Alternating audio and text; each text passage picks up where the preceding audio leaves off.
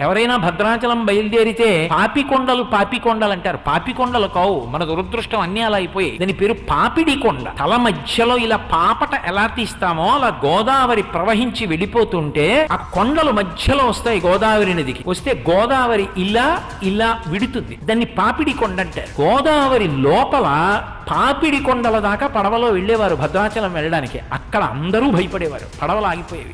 లోపల నుంచి సింహగర్జన వినపడేది. సింహగర్జన వినపడితే ఎవ్వరూ ఏమీ మాట్లాడకుండా పళ్ళెంలో ఎక్కువ కర్పూరం పెట్టి గోదావరికి హారతిచ్చేవారు. హారతిస్తే ఆ బుడబుడ చప్పుళ్ళు, పెద్ద పెద్ద బొబ్బలు, సింహగర్జనలు ఆగిపోయేవి. ఆగిపోతే ఆ పక్క నుంచి పడవ భద్రాచలం వెళ్ళేది.